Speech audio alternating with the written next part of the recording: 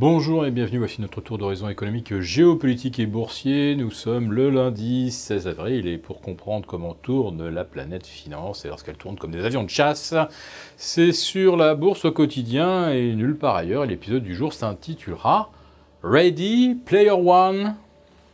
Je fais référence à ce dernier film de Spielberg consacré à des aventures se déroulant dans un monde virtuel où les héros endossent le costume d'avatar prodigieux et pour tenter de retrouver l'œuf, le Graal cybernétique qui leur donnera la maîtrise du monde.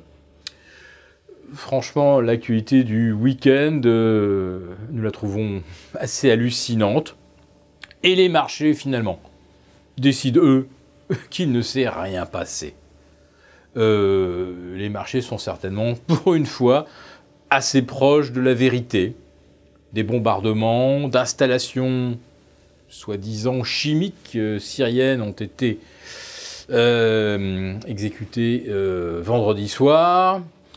Lorsqu'on regarde en détail les installations bombardées, on découvre que celle, par exemple, de Barzeh a été inspectée il y a moins de 2 mois par l'Organisation internationale de contrôle des armes chimiques et qu'elle n'y a trouvé d'abord ni laboratoire de fabrication d'armes, ni la moindre trace d'un stock d'armes chimiques. Alors, peut-être que sur les autres sites, il y en avait.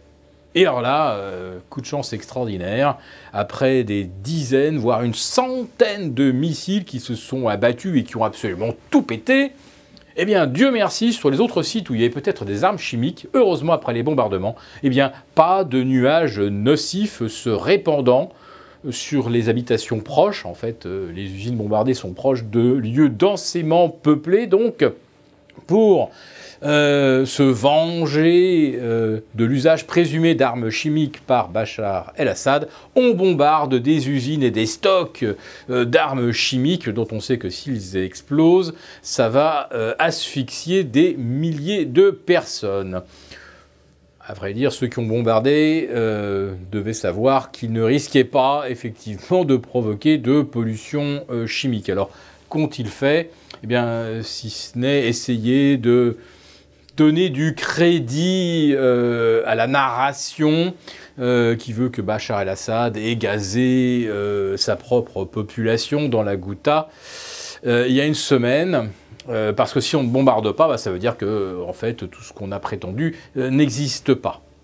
Alors quelque chose qui n'existe pas, apparemment, eh bien, c'est l'accord des Américains pour se maintenir en Syrie.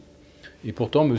Emmanuel Macron, hier soir, dans une interview, affirme qu'il a convaincu les Américains de rester en Syrie contre leur volonté clairement exprimée de se retirer. Quelques heures après l'interview, la Maison-Blanche démentait. Alors, bien sûr, s'agissant du président, il ne peut pas s'agir d'une fake news, c'est peut-être une surinterprétation d'une réponse américaine, ou alors peut-être les Américains ont-ils changé d'avis entre l'interview et le moment où ils ont publié un communiqué démentant qu'ils souhaitaient rester en Syrie.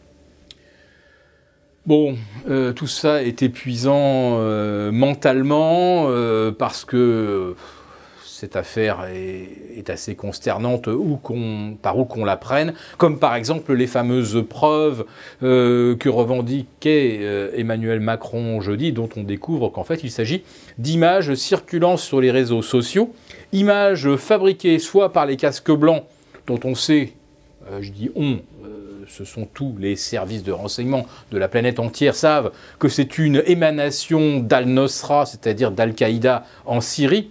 Et quant à l'Observatoire international des droits de l'homme, qui lui aussi accuse Bachar el-Assad d'avoir utilisé l'arme chimique, en fait, n'allez pas croire que derrière cette structure au nom grandiloquent. Il y a des immeubles remplis d'austères et honnêtes, hauts fonctionnaires et experts qui examinent tout ce que fait Bachar el-Assad en Syrie. Non, c'est en fait une officine représentée par 2 ou 3 correspondants à Londres, qui ne sont donc pas présents sur le terrain et qui répercutent de pseudo-témoignages recueillis auprès des combattants rebelles. Rebelles, c'est le mot gentil pour désigner les combattants de Daesh al-Nusra, Sham al-Syria, etc. Organisations terroristes qui sont soutenus, financés par le Qatar et l'Arabie saoudite. Voilà donc sur quel genre de preuves nos gouvernements s'appuient pour justifier un simulacre de bombardement en Syrie. Donc les marchés font comme si de rien n'était, et ils ont probablement raison.